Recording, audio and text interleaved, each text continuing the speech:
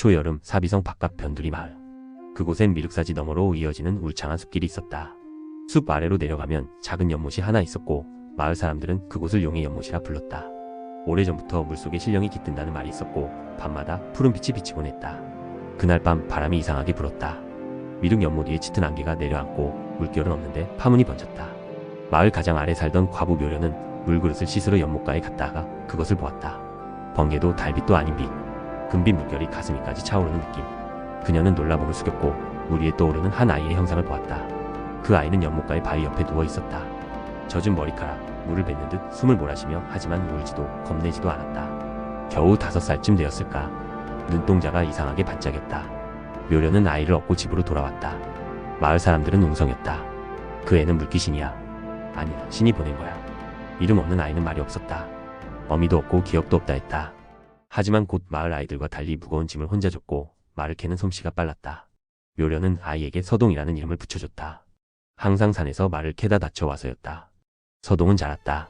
말이 느렸고 표정은 드물었지만 노래를 잘 지었다. 사람들은 그의 노래를 들으면 가슴이 간질거리듯 아프다고 했다. 그는 종종 혼자 연못가에 앉아 멍하니 물속을 들여다보곤 했다. 저 아이는 좀 이상해. 마을 아이들이 말했다. 하지만 어느 여름 큰 가뭄이 들었을 때 서동이 연못 바닥을 파내 물길을 바꾸자 마을 논이 다시 살아났다. 그날 이후로 사람들은 서동을 눈여겨보기 시작했다. 그는 자신을 키운 묘련의 손에 입을 맞추고 말했다. 나는 반드시 은혜를 갚을 것입니다. 15이 되었을 때 서동은 장을 따라 사비까지 갔다. 처음 본 궁궐의 장벽 앞에서 그는 멈췄다. 높은 성문, 황금 장식의 분향, 그리고 도성의 맑은 소리. 그는 흑신을 벗고 그 앞에 한참을 서 있었다. 마치 그곳이 자신의 집인 것처럼. 사비 장터에서 서동은 이상한 노인을 만난다. 땀에 절은 도포를 입은 채 웃지도 않는 자였다. 그는 말없이 서동의 손등을 짚어보고는 이렇게 말했다. 너는 물에서 올라왔지. 하지만 불에서 사라질 수도 있어. 서동은 그의 말을 이해하지 못했지만 이상하게도 노인의 눈빛을 잊을 수 없었다. 그날 밤 그는 꿈을 꾼다. 신라의 궁궐. 푸른 비단을 입은 소녀가 창가에 앉아 울고 있었다. 그 소녀는 달을 바라보며 노래를 흥얼였고 이상하게도 서동이 만든 가락이었다. 그 다음날 서동은 궁궐 근처 서쪽 마을을 돌며 민요를 불렀다. 사람들은 귀를 기울였고 어린아이들은 그 노래를 따라 불렀다. 그 가락은 곧 서동요라는 이름으로 알려졌다. 가사 속엔 선화공주라는 이름이 들어있었다. 선화공주님은 밤마다 몰래 나와 서동을 보러 오시네. 처음엔 모두가 웃으며 넘겼다. 하지만 그 노래는 사방으로 번졌고 결국 신라 왕궁에까지 들어갔다.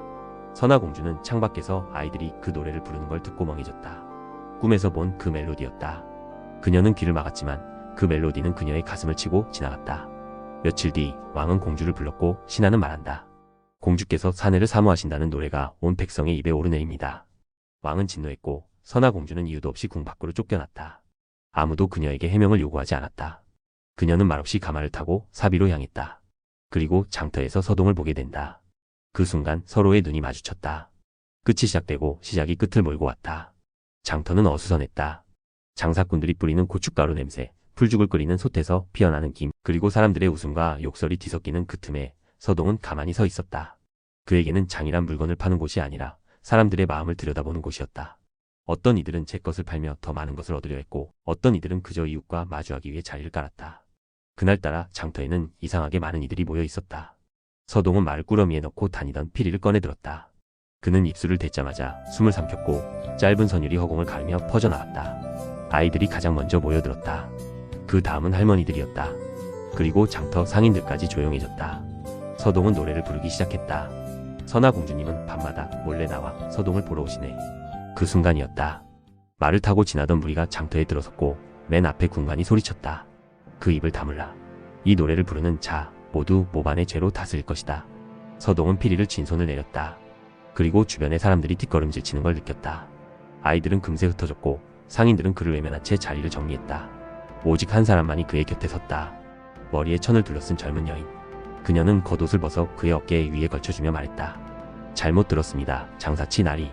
방금 그 노래는 제 어머니가 어릴 적 부르던 거랑 같네요.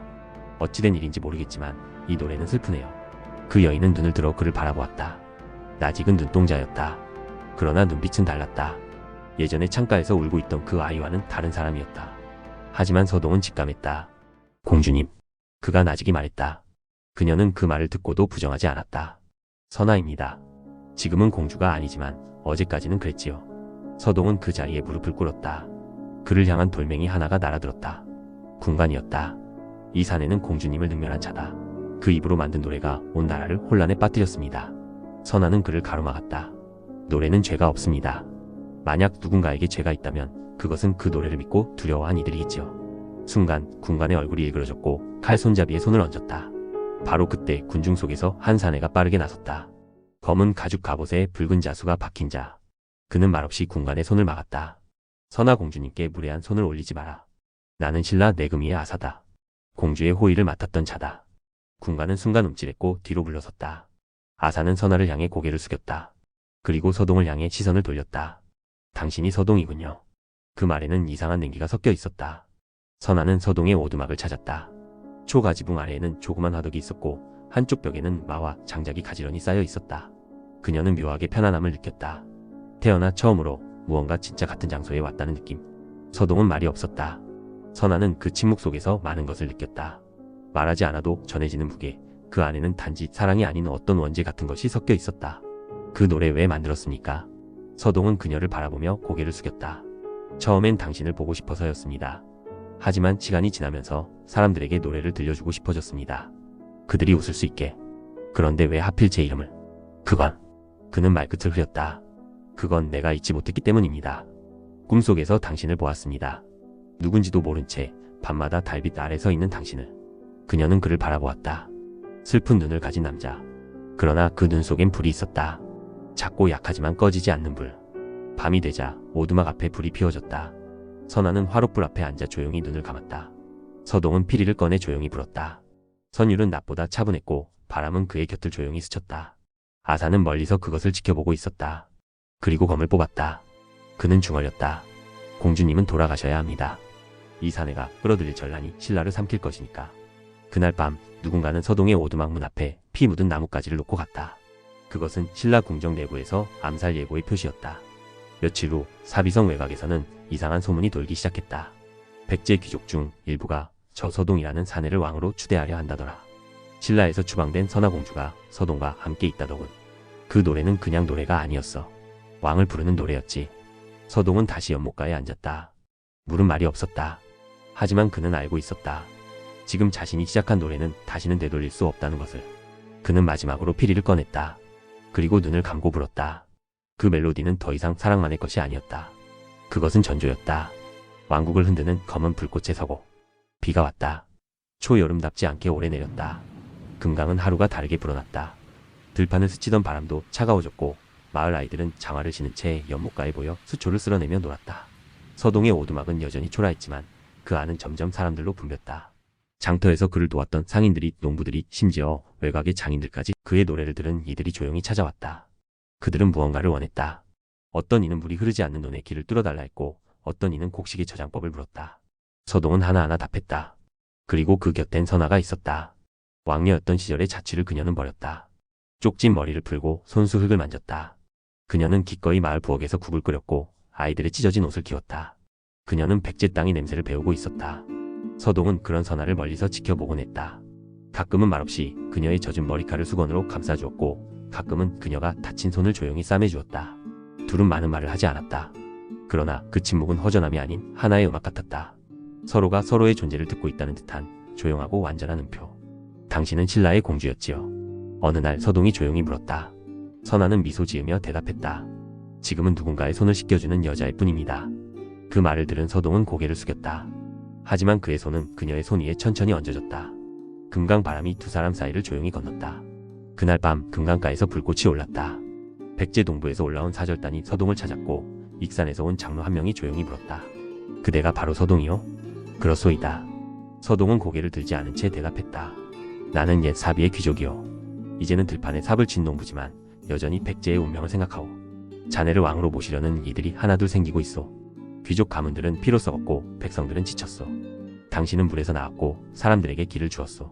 서동은 그 말에 대답하지 않았다. 그는 그저 눈을 감았다. 내가 이 노래를 시작했을 때 그 끝이 무엇이 될지 몰랐소이다.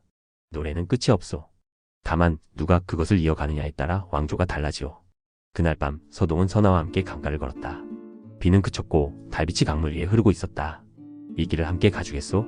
그가 물었다. 선아는 잠시 멈췄다가 그의 얼굴을 바라보았다. 만약 내가 신라의 공주라는 사실이 다시 사람들 앞에 드러난다면 당신은 나를 믿겠습니까? 나는 처음부터 믿지 않았소. 다만 당신을 사랑했소. 그의 말은 흔들리지 않았다. 그녀는 그 말에 고개를 숙였다. 그리고 조용히 손을 내밀었다. 그 손은 방공기보다 따뜻했고 서동의 손은 주저없이 그 손을 감쌌다. 그 순간 강물 너머에서 화살 하나가 날아들었다. 슉! 땅에 박힌 화살촉은 시커멓게 타 있었다. 경고였다. 그 누구도 아니 그들이 함께하는 것을 반대한 자의 신호였다. 그 다음날 서동의 오두막 주변에는 익숙한 발자국이 남아있었다. 말굽 자국. 아사의 것이었다.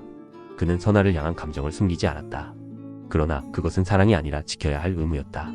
그는 무너진 왕녀의 명예를 되찾고 싶었다. 서동 같은 사내가 그 명예에 손을 대는 것이 용납되지 않았다. 당신이 사랑하는 그 사내는 당신의 이름을 무기로 삼은 자입니다. 아사는 선아에게 말했다. 그는 당신을 위해 노래한 것이 아닙니다. 자신이 신이 된 것처럼 착각하고 있는 거요.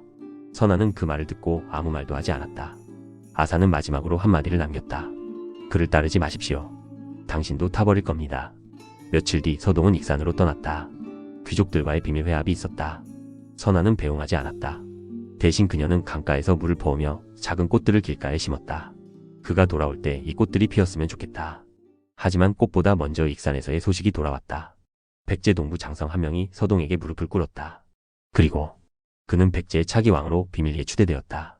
선아는 그 소식을 듣고 웃지도 울지도 않았다. 다만 그날 밤 그녀는 서동이 남겨둔 피리를 들어 조용히 불었다. 그 멜로디는 낮보다 차분했고 바람은 그녀의 치맛자락을 조용히 스쳤다. 그녀는 알고 있었다. 이 사랑은 나라와 나라 사이에 태어났다는 것을. 그리고 그것은 언젠가는 무너져야 한다는 것도. 제사와 검은 연꽃의 즉위식. 사비성 북문이 열릴 때 바람은 금강을 거슬러 올라와 마치 시간을 되감듯 부성한 갈대를 흔들었다. 긴 비가 그친 뒤 백제는 새로운 계절을 맞고 있었다. 익산회합 이후 서동의 이름은 더 이상 장터를 떠도는 설화 속 이름이 아니었다. 그의 노래는 이제 백성들 사이에서 예언이 되었고 그의 입술은 한 나라의 왕자를 바꾸는 혀로 변해가고 있었다. 사비의 노장들, 예전의 왕족 후예들, 그리고 익산에서 밀려든 귀족 가문 대표들이 모였다. 그들은 모두 한 사람을 기다렸다. 왕도 아닌 무장도 아닌 장터에서 노래 부르던 사내.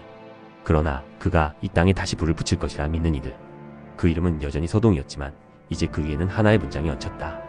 용수에서 태어난 자, 백제의 피를 다시 흐르게 할 자. 서동은 즉위를 원치 않았다. 그는 사람이 사람을 다스리는 일이 얼마나 많은 피를 요구하는지 본능적으로 알고 있었다. 하지만 돌아온 그는 변해 있었다. 짐승처럼 날뛰던 사비성 내부의 음모, 사람들의 욕망과 비굴함, 그리고 선아에게 날아든 두 번째 화살. 그는 더는 물러날 수 없었다. 즉위식은 금강 남쪽 언덕, 오래전 백제 제사를 지내던 제천단에서 열렸다. 그곳은 한때 백제 시조가 천신에게 제를 올리던 자리였다. 이젠 서동이 그 자리에 섰다. 사방에 흰 비단이 걸리고 흙으로 만든 제단 앞에는 수천의 백성이 모였다. 그들 중 다수는 서동을 직접 본 적도 없었다. 그러나 그의 노래를 들었고 그의 행적을 전해 들었으며 그의 이름을 입에 담으며 하루를 견뎠다. 검은 연꽃이 피었다. 그것은 제단 뒤 연못에서 아침 햇살이 닿을 때 솟아오른다는 하나의 꽃이었다. 예부터 검은 연꽃은 백제의 여왕이 태어날 조짐이라 전해졌다. 사람들이 웅성거릴 때 도사 노월이 나타났다. 그는 예전 연못가에서 서동을 바라보던 그 노인. 그는 오랜 침묵 끝에 입을 열었다. 사람은 땅에서 나지만 왕은 물에서 올라온다. 백제가 다시 물 위에 자신을 비출 시간이 되었다. 서동은 연단에 올랐다. 그를 맞는 소리는 함성도 아니었고 창가도 아니었다. 그것은 침묵이었다. 수천의 사람들이 동시에 숨을 죽이고 단 하나의 몸짓을 바라볼 때 생기는 압도적인 정적. 그는 황금색 도포를 입지 않았다. 여전히 거친 베옷에 얇은 검은 띠 하나만 두르고 있었다. 나는 서동이라 불려왔습니다. 말을 캐고 노래를 팔고 어머니라 부르던 이의 눈물로 자랐습니다. 이 땅이 내게 무엇을 줬는지 나는 모두 기억합니다. 그는 잠시 숨을 고르며 주변을 둘러보았다. 그리고 말을 이었다. 그러나 이제 나는 백제라 불릴 이름을 갖게 될 것입니다. 이름은 무라 할 것입니다. 싸움의 무가 아니라 멈추지 않는 힘의 무. 나는 칼로 이 나라를 다스리지 않겠습니다. 다만 노래와 법으로 이 백제를 지키고 싶습니다. 백성들은 그제야 고개를 들었다.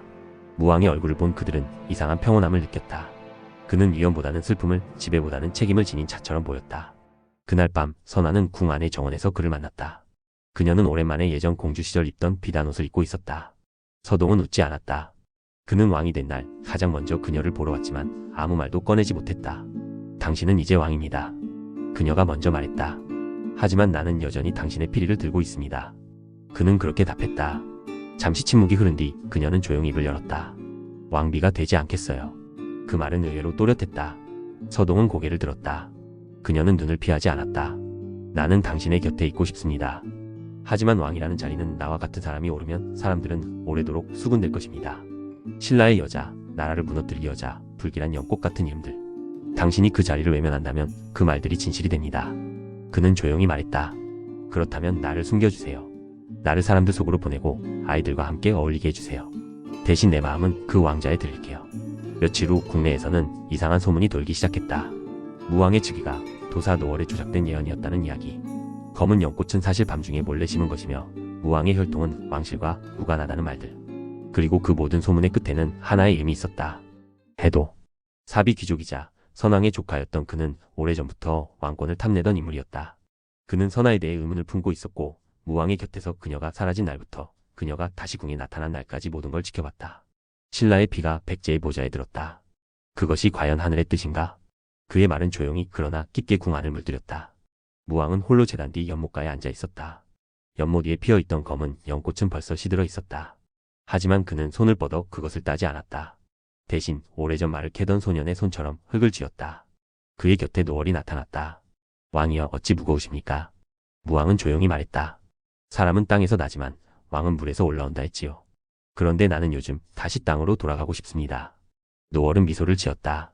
그 마음이 진정한 왕의 시작입니다. 사비성 남쪽, 금강이 서쪽으로 흐르다 북쪽으로 다시 휘돌아 나가던 지점. 그곳은 물길이 숨을 고르는 듯 고요했고 안개는 땅 위에 매달리듯 엉겨 붙어 있었다.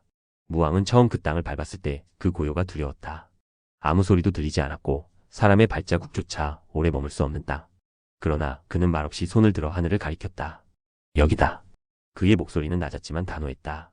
이곳에 백제의 두 번째 신장을 세운다. 그가 천도를 선언하자 조정은 술렁였다. 사비성은 백제의 수도였고 왕의 즉위도 이곳에서 이루어졌으며 귀족 가문 대부분이 사비 땅에서 토지를 소유하고 있었다.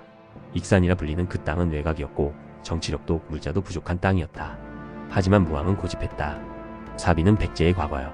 익산은 미래다. 그는 단지 도시를 옮기려는 것이 아니었다. 그는 새로운 이상을 만들고자 했다. 신하들은 물었다.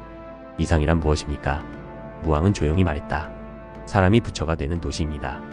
그는 익산에 거대한 사찰을 짓기로 했다. 이름은 미륵사.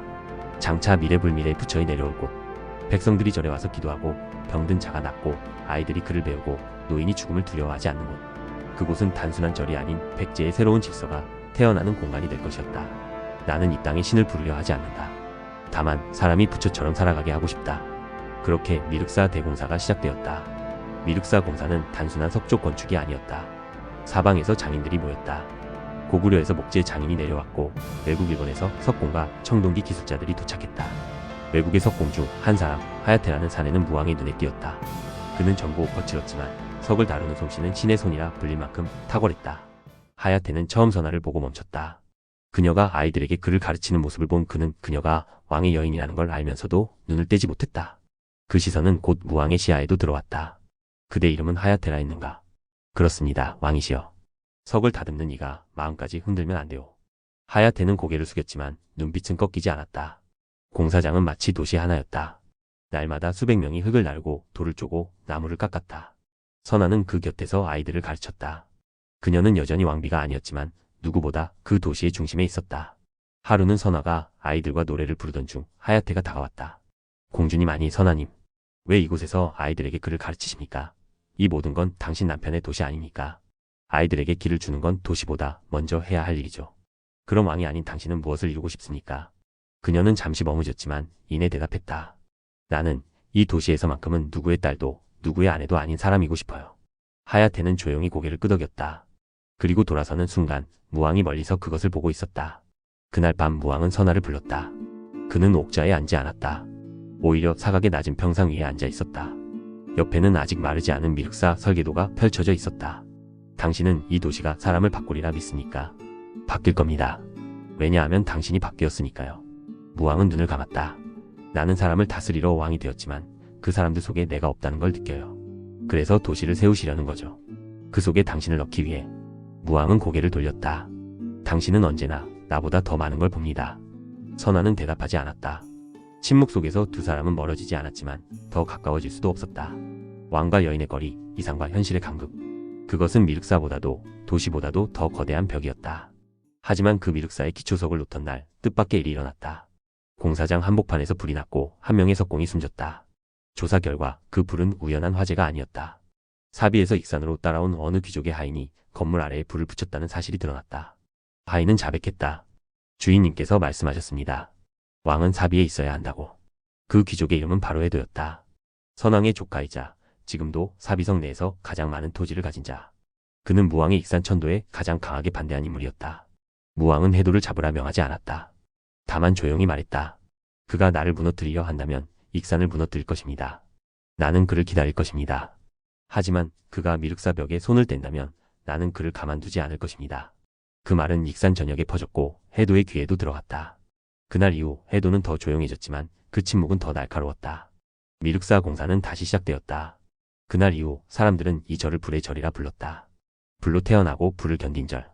그리고 그 위에 선 사람이 부처가 되고 있었다. 익산의 아침은 사비와 달랐다. 그곳에는 강 너머에서 천천히 떠올라 붉은 빛을 먼저 물 위에 흘리고 그 다음 사람의 얼굴 위로 내려앉았다. 안개는 여전히 땅을 감싸고 있었고 짓다만 미륵사 석벽은 밤사이 바람에 쓸린 흙먼지를 가만히 담고 있었다. 선아는 그 벽 앞에서 기도하고 있었다. 손엔 아직 마르지 않은 피리가 들려 있었다. 그녀는 왕비가 아니었다. 법적으로도 의례적으로도. 하지만 사람들은 그렇게 불렀다. 왕의 여자, 이방의 여인 혹은 백제 여우. 처음엔 속삭임이었다. 아이들이 노래를 바꾸어 부르기 시작했다. 선아 공주님은 밤마다 몰래 나와 백제를 삼키시네. 그녀는 웃고 넘기려 했다. 하지만 노래는 퍼졌고 그 노래를 따라 나오는 말들은 점점 날카로워졌다. 신라의 피가 백제의 심장에 깃들다니 하늘이 두려운 줄 알아야지. 왕께서 취한 여인은 연꽃이 아니라 독초요. 한 궁녀가 죽은 것도 그 여인과 관련 있다더군. 그 일이 벌어진 것은 지난 보름이었다. 미륵사 내부의 공양간에서 일하던 궁녀 련지가 돌계단 아래서 싸늘하게 죽어 있었다. 처음엔 사고라 생각되었지만 그녀의 목엔 분명히 졸린 흔적이 있었다. 그녀는 생전에 선아의 옷을 손질하던 이였고 최근엔 무언가를 보았다며 불안해했다는 말도 있었다. 그날 이후 궁중의 시선은 선아에게로 향했다. 그 시선은 무겁지도 격하지도 않았다. 그러나 너무 조용해서 더 깊었다. 마치 오래된 우물처럼. 무왕은 침묵했다. 그도 그녀가 외로워졌음을 알고 있었다. 그러나 왕이 된 이후 그는 말보다 판단을 택해야 했고 위로보다 명분을 지켜야 했다. 그녀는 아무 말도 하지 않았습니다. 도사 노얼이 말했다. 침묵은 때로 죄보다 무겁습니다. 무왕은 물었다. 사람들이 그녀를 두려워합니까? 두려움보단 이해할 수 없어 하는 것이겠지요. 그럼 나는 그녀를 이해합니까? 노얼은 아무 말도 하지 않았다. 대신 책상 위에 놓인 작은 편지 한 장을 내밀었다. 왕이시여, 연꽃은 물속에 피지만 사람은 기억 속에 뿌리를 내립니다. 제가 어디에서 자랐든 제가 누구의 피를 가졌든 지금 저는 백제를 바라봅니다. 그 사실만으로 부족하다면 떠나겠습니다. 무왕은 편지를 오래 들여다보았다. 그리고 말했다. 떠나는 것이 옳은 길일까? 그게 나를 지키는 것일까? 아님 그를 놓치는 것일까? 그날 밤 선아는 자신의 방에서 아사와 다시 마주했다. 아사는 더 이상 호위무사가 아니었다. 그는 궁의 경비를 맡고 있었고 내밀하게 해도의 사람들과도 연락을 주고받는 중이었다. 공주님 아니 선아. 그는 조심스럽게 입을 열었다. 왕께서 당신을 믿지 못하고 있다는 소문이 퍼지고 있습니다. 왕은 내 편이 아닐 수도 있죠. 그녀는 차분하게 대답했다. 하지만 나는 그가 세우고자 하는 나라의 편입니다. 백제의 사람들은 당신을 왕비로 인정하지 않습니다.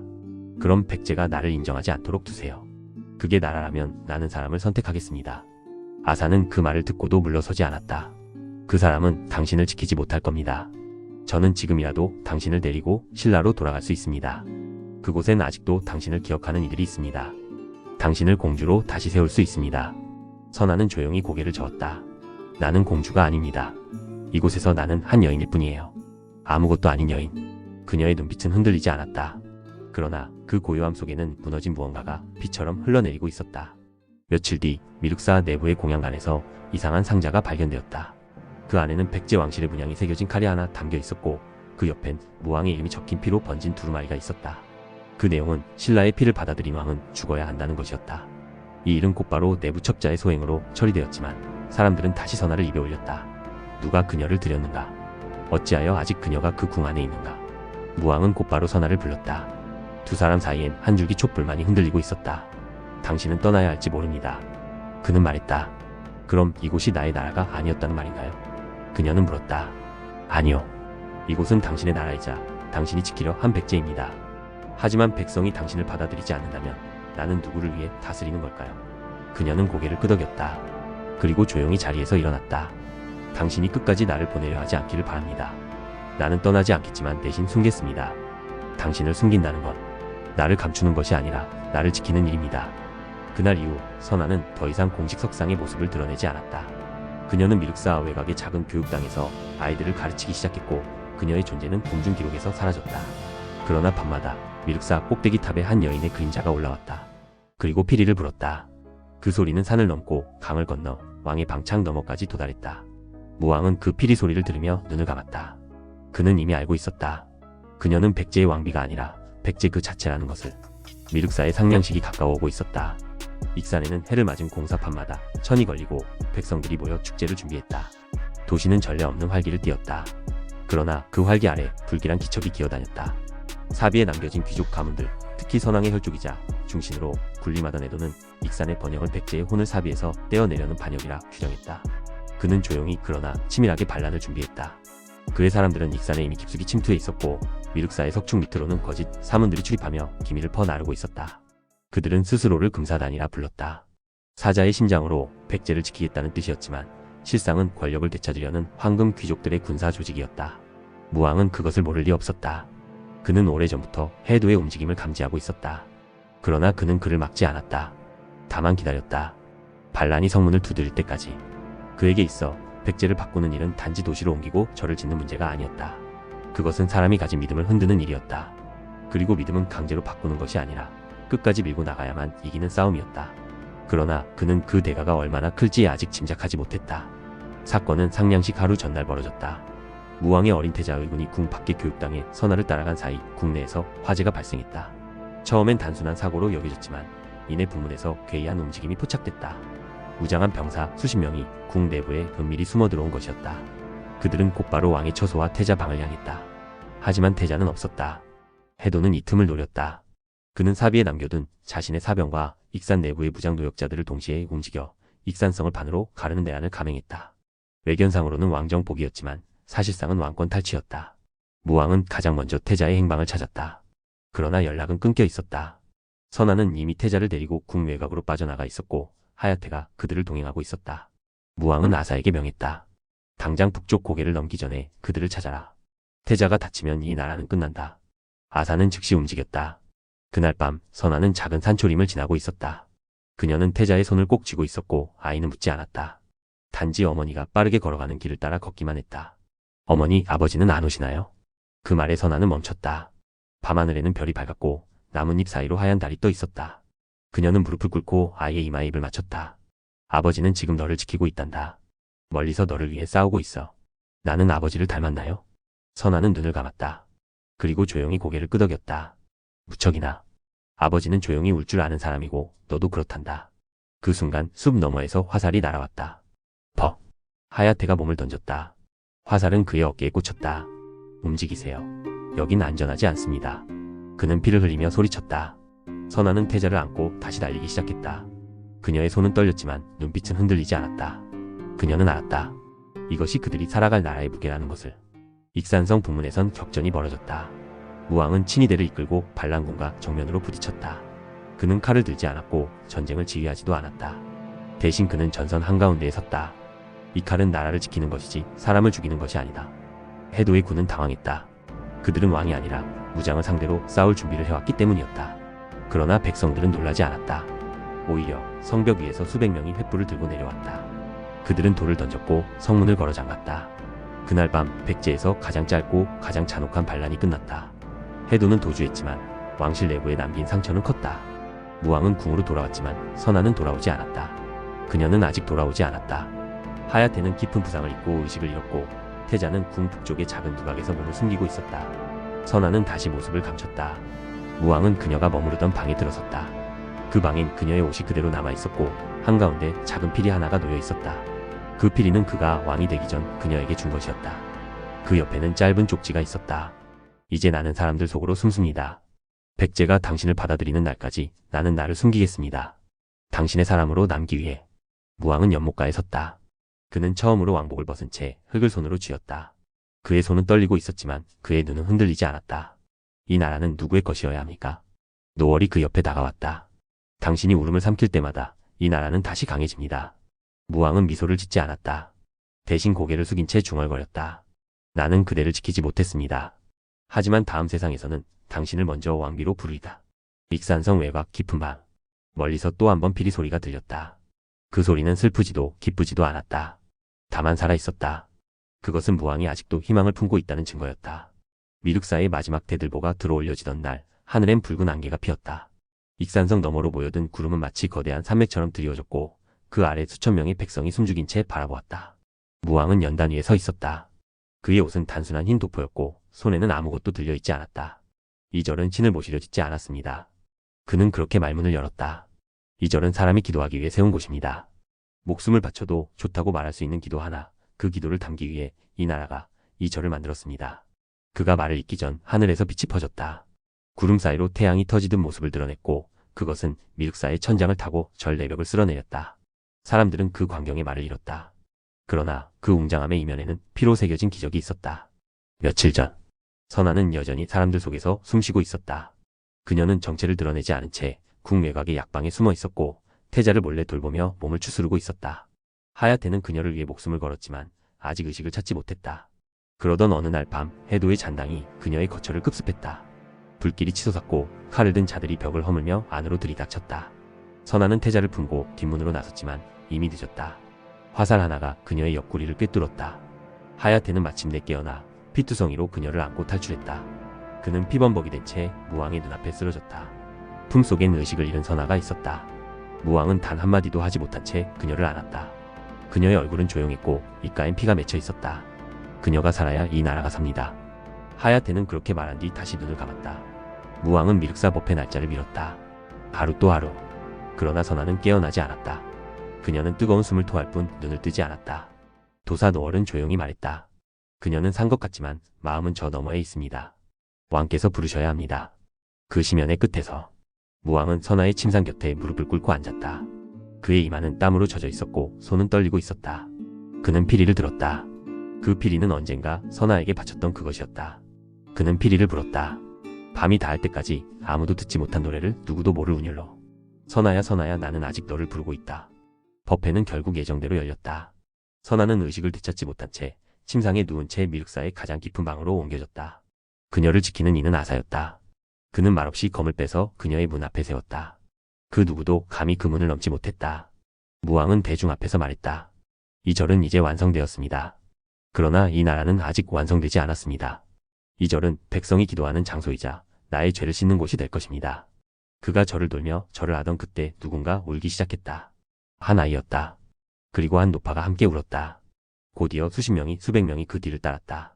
그들의 눈물은 신에게 바치는 것이 아니라 이 절을 만든 사람들에게 보내는 것이었다. 법회가 끝난 그날 밤 기적은 일어났다. 선아의 눈이 떴다. 그녀는 천천히 숨을 쉬었고 눈동자를 움직였다. 그녀의 곁에 무왕이 앉아 있었다. 그는 아무 말도 하지 않았다. 그저 그녀의 손을 붙잡고 고개를 숙였다. 나 어디에 있는 거죠? 그녀는 중얼거렸다. 당신이 만든 절 속에 있습니다. 그는 조용히 말했다. 사람들이 당신을 부르고 당신을 위해 기도한 곳. 그녀는 눈을 감았다가 다시 떴다. 절이 아니라 우리가 만든 나라겠지요. 무왕은 그 말에 울지 않았다. 다만 그녀의 손등에 입을 맞췄다. 이 나라의 절반은 당신입니다. 그리고 나머지 절반은 당신을 지키고 싶었던 나입니다. 익산의 밤. 미륵사의 탑 위에 횃불이 밝혀졌다. 멀리 사비성에서도 그 불빛이 보였다. 사람들은 그것을 미륵의 불이라 불렀다. 그 불은 신의 조화가 아닌 사람이 만든 불. 사람의 고통과 기도 그리고 희생이 빚은 불이었다. 그 불빛 아래에서 무왕은 혼잣말을 남겼다. 사람은 신이 되지 못한다. 그러나 사람의 사랑은 신도 흉내낼 수 없다. 그날 이후 백성들은 이 절을 살아있는 절이라 불렀다. 죽음을 건너 살아난 여인의 기도가 머무는 곳. 그리고 한왕이 무릎 꿇은 곳. 제구와 익산의 문은 닫히고 바람은 사비로. 익산의 아침은 한동안 평화로웠다. 미륵사의 불빛은 여전히 밤을 밝히고 있었고 선아는 회복한 몸으로 다시 아이들을 가르치기 시작했다. 백성들은 새 도시를 미륵의 땅이라 부르며 하루하루를 살아갔다. 그러나 그것은 평화라기보다는 고요한 유해였다. 사비에서 올라온 밀서에는 단 3줄만 적혀 있었다. 당과 신라의 군이 밀약을 맺었다. 북방의 군세가 움직인다. 사비를 지키지 않으면 백제는 둘로 쪼개진다. 무왕은 한참을 편지를 들여다보다 조용히 적었다. 그리고 곁에 있던 노얼에게 물었다. 신하들이 익산을 버리고 사비로 돌아가라 조언하오. 전하의 마음은 어디에 있습니까? 무왕은 천천히 입을 열었다. 나는 이곳을 나라로 여겼습니다. 그러나 나라란 백성이 믿어주는 곳이어야지요. 이제 아무도 이 땅을 따라오려 하지 않습니다. 그럼 전하는 익산을 버리실 겁니까? 그는 한동안 대답하지 않았다. 대신 작은 탑 위로 올라가 아직 완공되지 않은 미륵사의 마지막 구간을 내려다보았다. 선아가 아이들과 함께 작은 마당을 정리하고 있었고 태자는 붓으로 백자를 쓰고 있었다. 그 광경을 보며 그는 중얼거렸다. 나는 여기에 나를 묻고 싶었어. 그날 밤 무왕은 선아를 불렀다. 두 사람은 익산성 나무 밖 들판 끝자락에 선 채로 오래도록 바람을 맞았다. 갈 때는 바람에 따라 조용히 쓰러졌다 일어났고 금강 너머로 달빛이 부서지고 있었다. 사람들이 떠나려 합니다. 신하들은 나를 설득하고 있고 나는 더는 이유를 만들지 못하겠습니다. 이 도시가 남긴 건 절 하나뿐인가요? 선아가 물었다. 절보다 큰 걸 남긴 도시입니다. 당신과 나의 시간, 백성의 웃음 그것들이 절보다 오래갑니다. 그런데도 떠나시렵니까? 무왕은 말없이 고개를 끄덕였다. 나는 나라를 지키기 위해 왕이 되었소. 꿈을 지키기 위해 사람을 잃는다면 그건 내가 바란 나라가 아니오. 선아는 고개를 떨구었다. 그리고 조용히 말했다. 그럼 우리도 다시 떠나야겠군요. 며칠 뒤 익산성의 관문에는 수백 개의 마차와 수천 명의 백성이 모였다. 그들은 사비로 향하는 대이동을 준비 중이었고 성 밖에는 장터에서 데려온 소와 말이 묶여 있었다. 미륵사는 다치지 않았다. 그곳은 여전히 연등을 밝히고 있었고 남은 이는 저를 지키는 자들뿐이었다. 무왕은 마지막으로 미륵사의 중앙홀을 돌았다. 그는 벽에 걸린 금색 부처상을 향해 절을 올렸고 선아는 옆에서 묵묵히 함께 손을 모았다. 당신은 다시 궁으로 가시겠지요? 그녀가 물었다. 무왕은 그녀를 바라보았다. 당신은 나의 궁이었습니다. 당신과 함께라면 초가도 정각이요 땅끝도 나라입니다. 그녀는 눈을 감았다. 그리고 짧게 웃었다. 그 말은 너무 아름다워서 나중엔 아프게 들릴 겁니다. 해질녘 익산성의 북문이 마지막으로 열렸다. 무왕은 말 위에 앉아 백성을 향해 마지막으로 고개를 숙였다. 이곳을 지켜주지 못해 미안하오. 그러나 이 절은 사라지지 않을 것이오. 이 불빛은 언젠가 우리가 다시 돌아올 그날까지 꺼지지 않게 하겠소. 백성들 사이에서 울음이 터졌다. 어떤 이는 저를 껴안고 울었고 어떤 이는 작은 돌을 쥐고 미륵사 뜰을 두드렸다. 그들은 그 절이 아니라 그 속에 담긴 사람의 꿈을 보내는 것이었다. 사비로 돌아가는 길은 먼 길이었다. 무왕은 선아와 태자를 마차에 태우지 않았다. 그들과 함께 말을 탔고 비포장된 길 위에서 먼지를 함께 맞았다. 그것이 그가 지키고 싶던 백제였다. 나란히 걷는 사람들, 같은 하늘 아래서 같은 바람을 맞는 사람들. 그러나 그 길 위에서도 위협은 이어졌다. 사비 북방의 고구려 경계선에는 벌써 당과 신라의 정찰병이 드나들고 있다는 보고가 들어왔고 무왕은 사비에 도착하자마자 회의를 소집해야 했다. 그들이 전면적으로 공격해오면 우리가 지켜낼 수 있습니까? 무왕은 조용히 대답했다. 우리는 익산을 지키지 못했습니다. 하지만 사람을 지켜야 합니다. 백성의 심장을. 그날 밤 사비성에 도착한 선아는 다시 궁의 정원에 앉아 있었다. 그녀는 익산에서 가져온 작은 돌 하나를 손에 쥐고 있었다. 그것은 미륵사 앞들에서 아이가 주어 그녀에게 준 것이었다. 이거 왕비님 같아요. 단단하고 햇빛에 반짝여요. 그 아이의 말이 떠올라 그녀는 그 돌을 품에 넣었다. 그리고 조용히 피리를 꺼냈다. 익산의 밤에 불었던 멜로디가 다시 사비의 바람 속에 퍼졌다. 무왕은 그 소리를 들으며 잠든 태자 곁을 지켰다. 피리가 멈춘 뒤 선아는 중얼거렸다.